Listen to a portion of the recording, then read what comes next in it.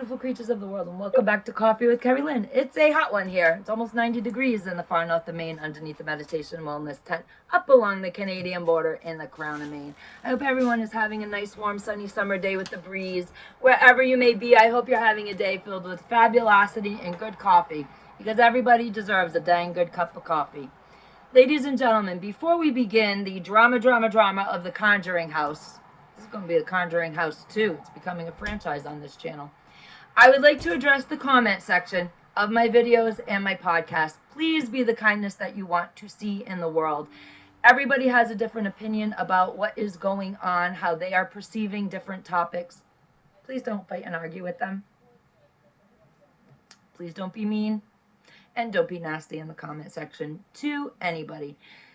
Your opinion is neither right nor wrong. It's just how you perceive a certain subject or topic. Very plain, very simple. So be nice to each other. For those of you who are just joining my channel, I am not strictly a paranormal channel. I am a variety show. Anything that pops into my head generally flies out my mouth, and most times we're surprised by what I have to say. I cover everything from news and politics to my homestead, living off-grid, livestock, the fiber arts. I'm a fiber artist by trade. I talk about true crime. I talk about the paranormal. I am not a debunker. I have an interest in the paranormal. I am a special person.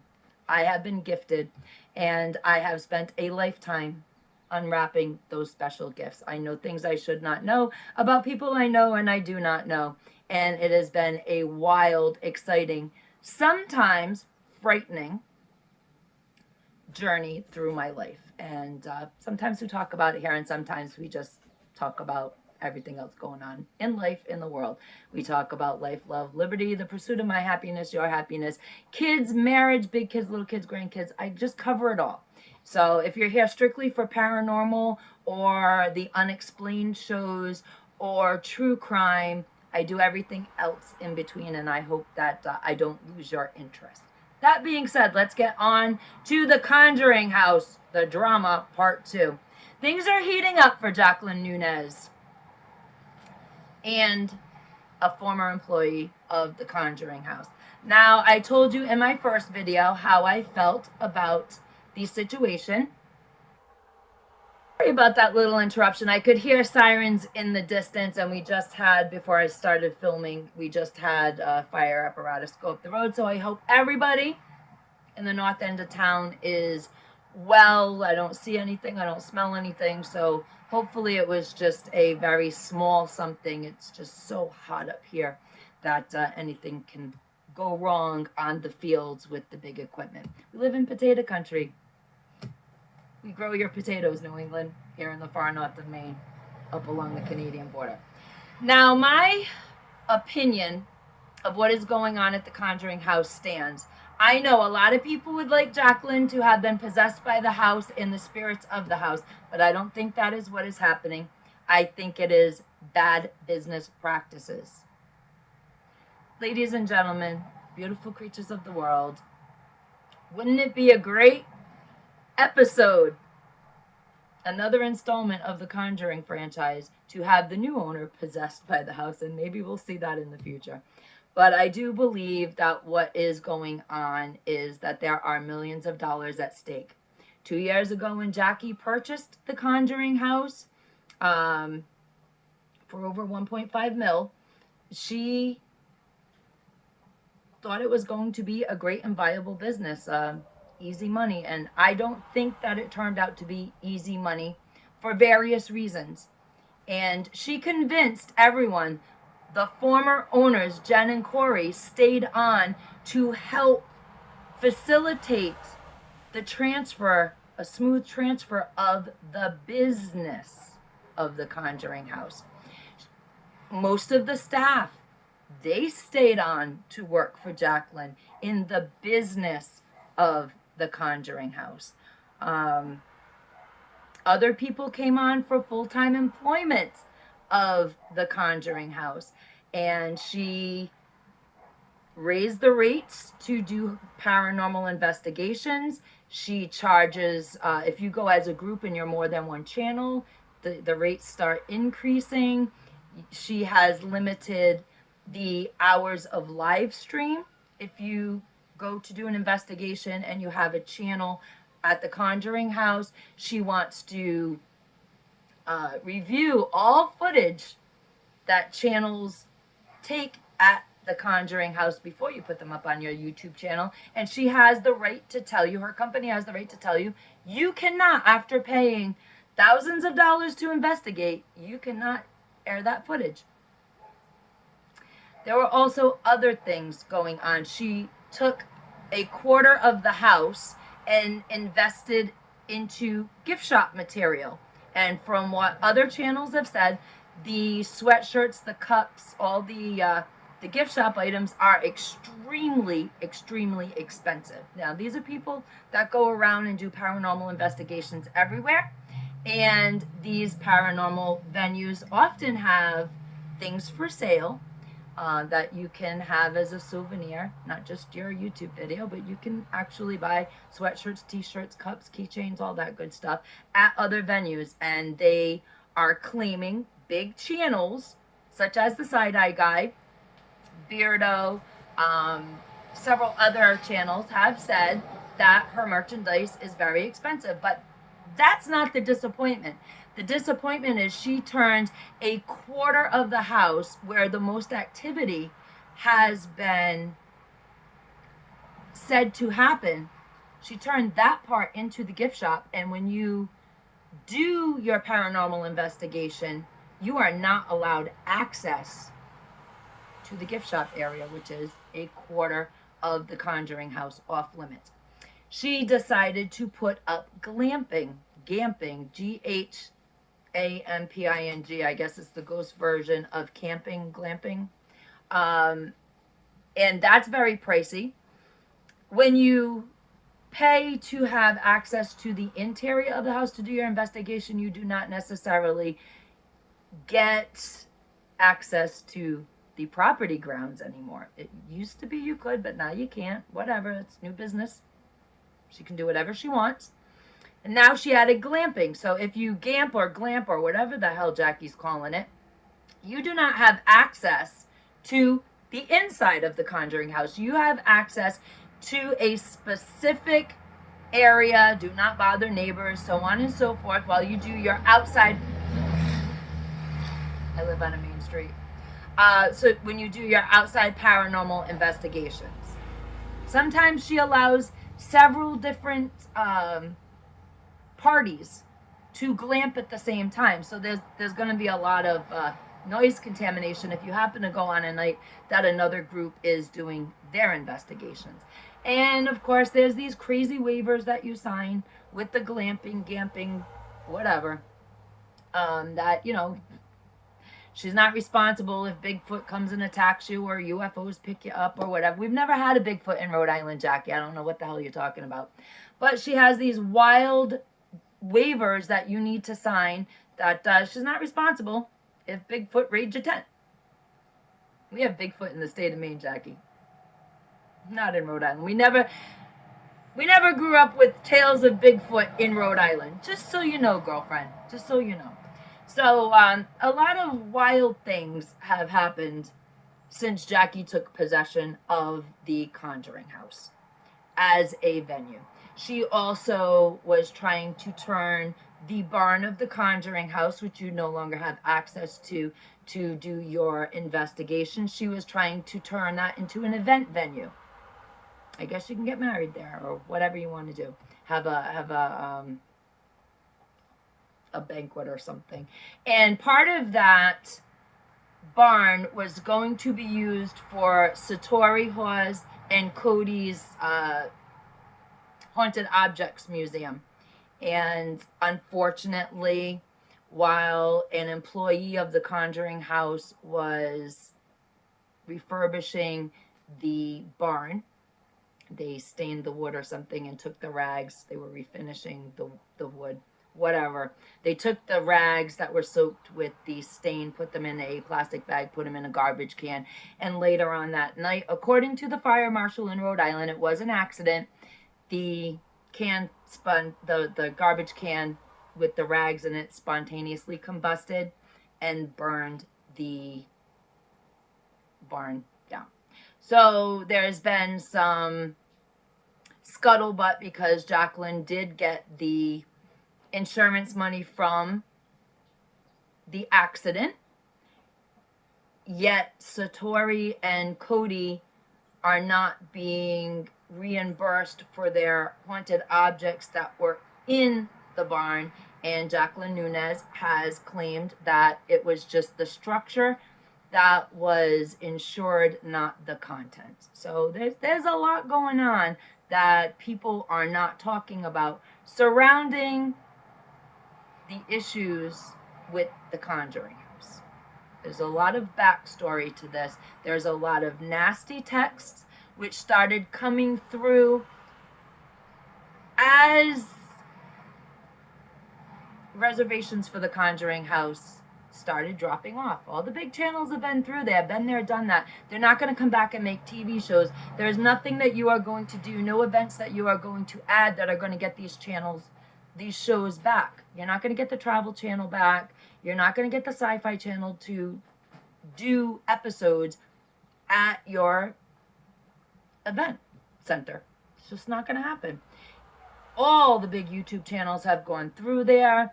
All the ones that hype it up and the ones that do a great job have been through there. So reservations, in my opinion, aren't coming through. So why did Jackie resort to this emotional and mental craziness? There's a few theories to that. When you are losing a business, it is very emotional. It is very heavy on your heart, on your soul, when a dream that you had for a long time becomes crushed.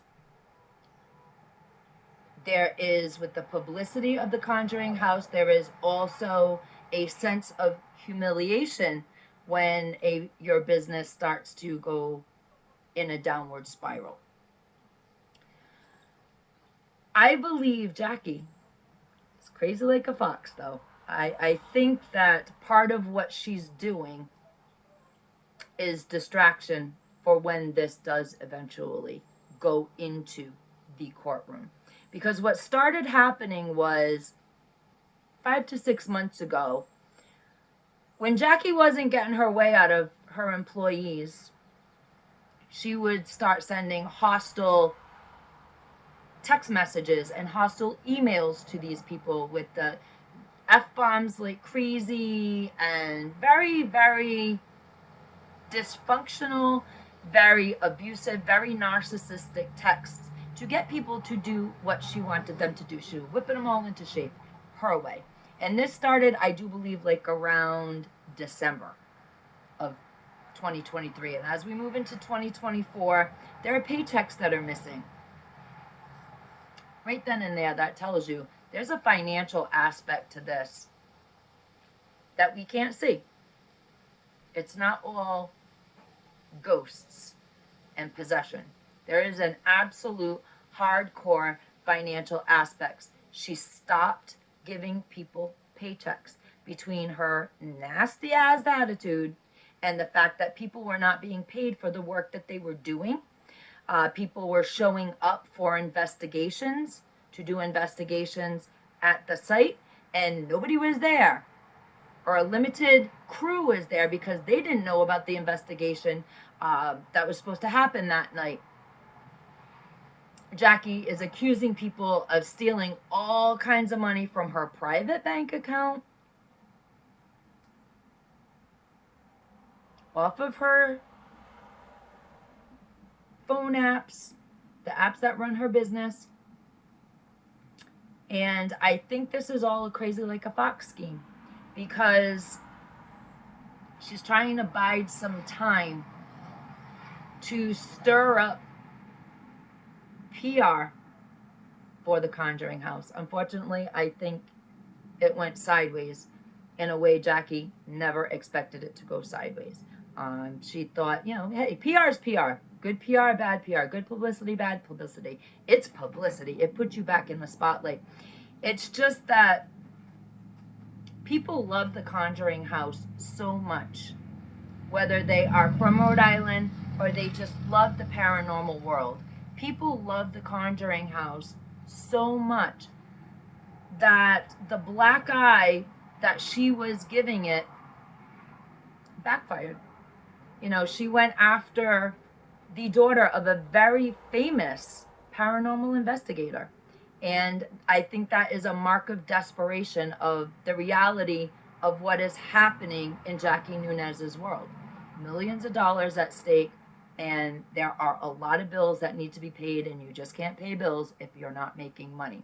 And when you're not making money, you don't pay your employees. You don't make a ton of money and not pay your employees. You want to keep the venue going. You want to keep the attraction going, unless you can't. And I think this whole the ghost told me that people are stealing, that people are psychically attacking me. This whole thing about her claim that Jason Hawes tried to assassinate her. And she has video up on her Conjuring House Facebook page, and she specifically says that it's him. When it was somebody there that was doing an investigation that night. It had nothing to do with Jason Hawes. He was nowhere near the building. But all of this noise and drama that Jackie is causing, when the time comes, remember, she's a real estate developer. And she is a lawyer. She does not practice, but she does have her law degree. She went through law school. She just doesn't practice the law. And if you're not right in the head, you can be, through legal channels, given some grace, given some forgiveness. And that's where I think this crazy like a fox thing comes into play with Jackie, because she knows damn well she ain't paid people. And how do we know she ain't paid people? Because she has admitted it to WPRI TV. I'm going to show you a series of clips that I have from WPRI, News Channel 12 in Rhode Island, of things that are transpiring now.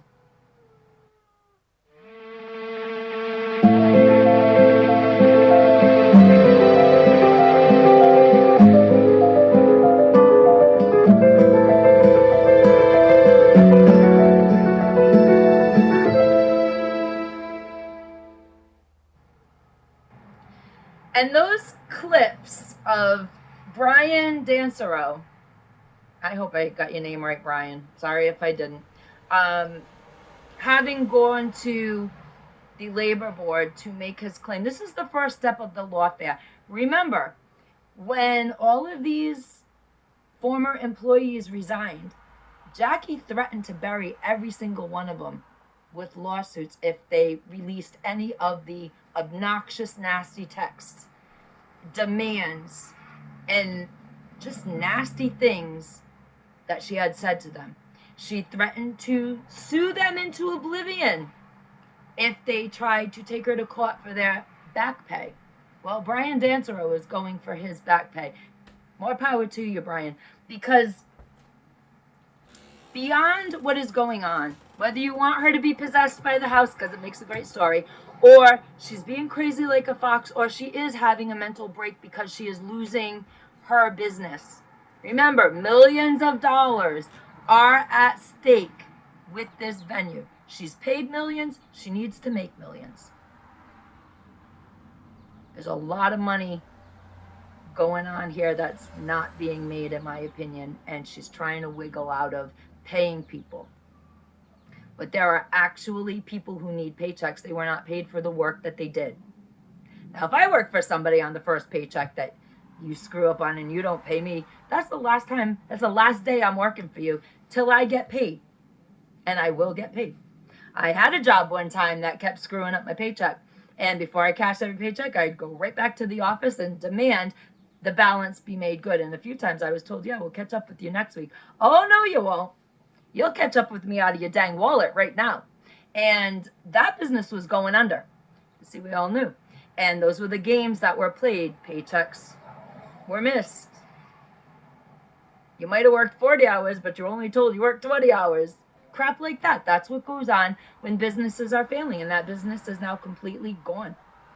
So you can see it when you've been through stuff like this. And I'm telling you, as a Rhode Island girl, there's no way you're not going to pay me for work that I have done, and I'm going to go into work the next day. That is true passion or true stupidity on the part of the employees. There are people right now who need their money. They need to be paid. They need to pay their rent. They need to buy food. They need to live their lives.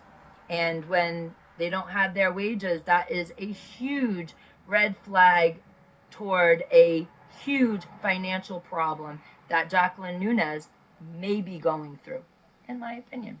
Now, Jackie also told WPRI TV that the reason why she held Brian Dantero's paycheck, the $9,000, was Dancero was poised to make $100,000 a year if he didn't steal.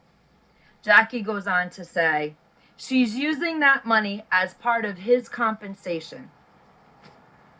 Jackie, your math ain't right. Your math ain't mathin', girl. It's not mathin'. You're claiming that Brian stole about $3,000 from the gift shop. You owe him $9,000. You need to pay the man the $9,000, first of all. And you know that because you know the law. If you want to hold part of his paycheck for compensation, if you take the $3,000 he owes you and subtract it from the $9,000 that he supposedly owes you, and you subtract it from the $9,000 you owe him, then you should at least cut the man a $6,000 check. Shouldn't you? Y'all know math. You're a smart cookie. You're a smart girl. And I think it's a crazy like a fox situation. I think the crazier she sounds, but she's going to stay just the side of not having to have a retreat at Butler Hospital. She'll stay just on the right side of that. The crazier she sounds, the more lenient the court matters may be in her favor.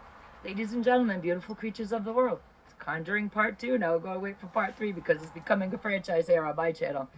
Ladies and gentlemen, beautiful creatures of the world, whatever opinion you have, understand at the end of the day, real people, whether Jackie has had a mental break or she's just covering for a financial catastrophe, the former employees that have not received their paychecks are suffering. Plain and simple. They're suffering. And they deserve the money that they worked for. And that's what I think is going on at the Conjuring House. Carpe Diem, beautiful creatures of the world, because no one promised you a tomorrow.